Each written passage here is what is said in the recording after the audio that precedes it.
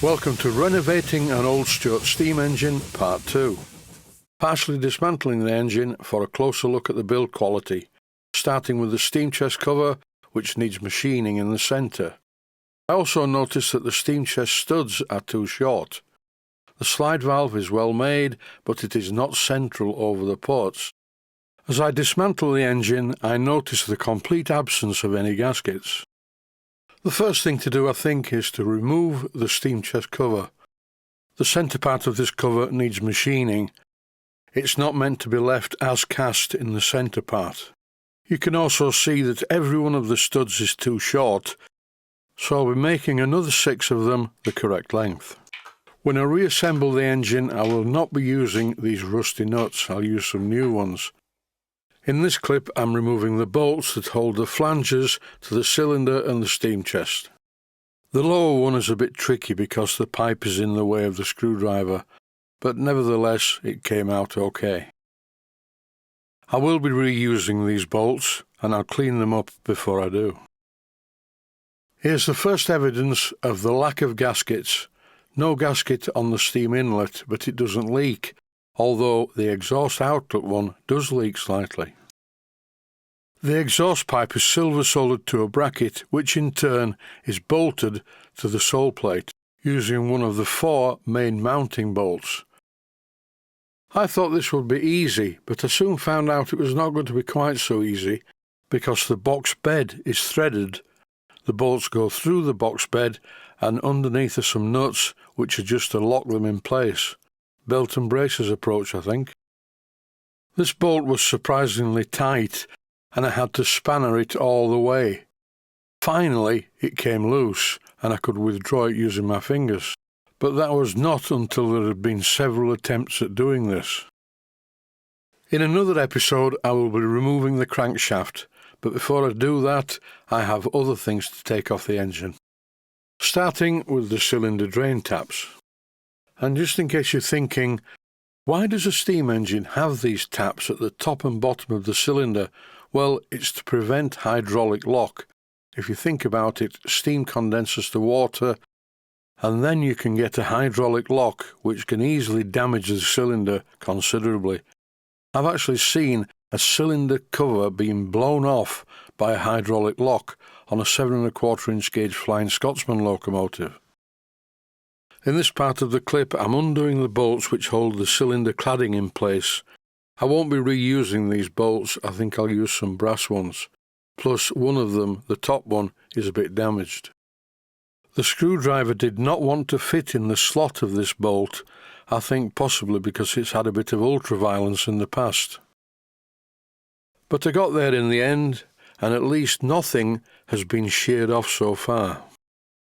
With the steam chest cover removed, I can actually see the port face and the valve is quite a nice shape. Unfortunately though, it's not in the right position on the valve spindle.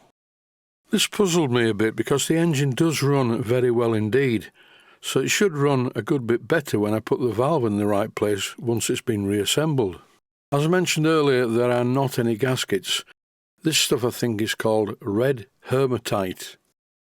I had a look online to see if it's still available, but everything seems to be RTV high temperature silicone, and I don't want to use that.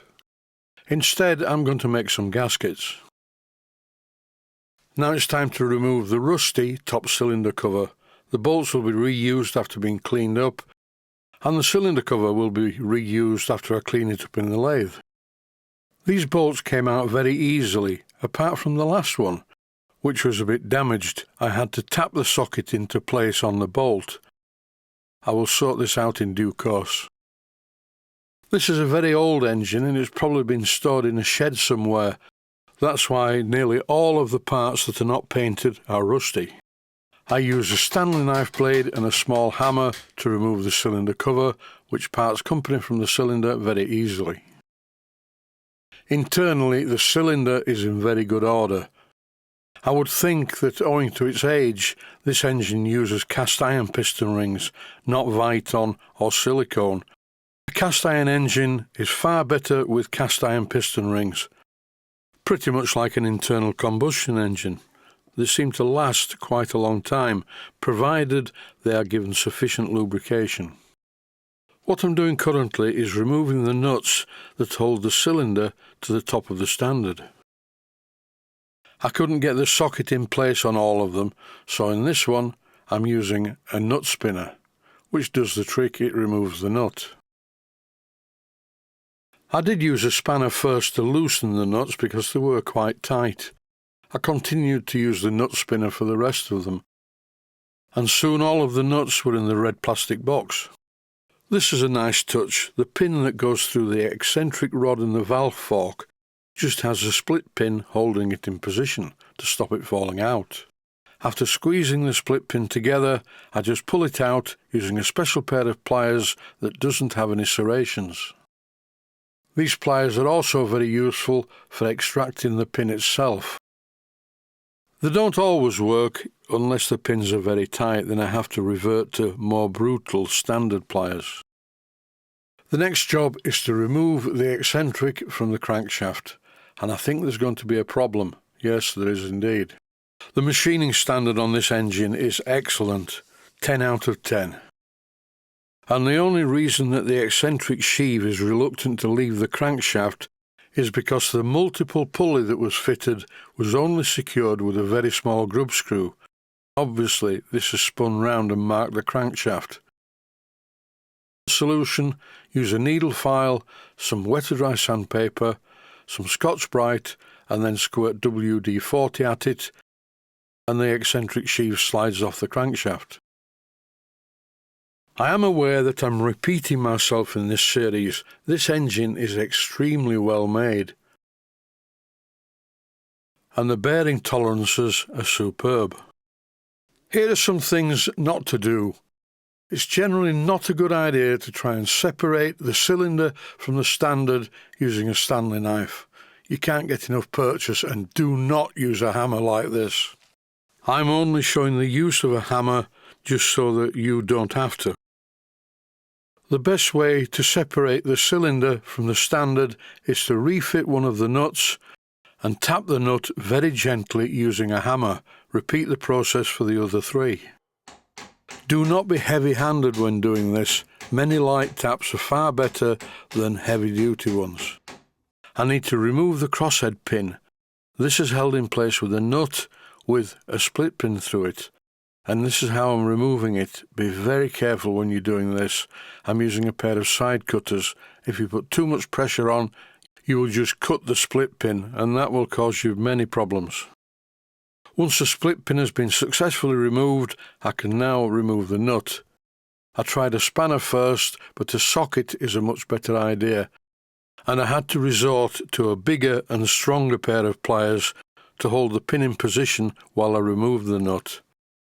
This marked the head of the pin slightly. I'll clean it up in the lathe. The next job is to extract the pin, and this was quite simple. I just pulled it out. Now all that is left to do in this part of the disassembly process is to remove the cylinder complete with the crosshead. In the next episode I will remove the crankshaft and have a look at the bearings, and also dismantle the cylinder further back to its component parts. That's it for now. Stay safe, stay healthy. Thanks for watching, and I hope you found it useful. Please take the time to visit my Mainsteam Models website and click on the section of the website that says Video Playlists. And by doing that, you can find other videos that you may like to watch. And by using the playlists, you can actually watch the videos back to back.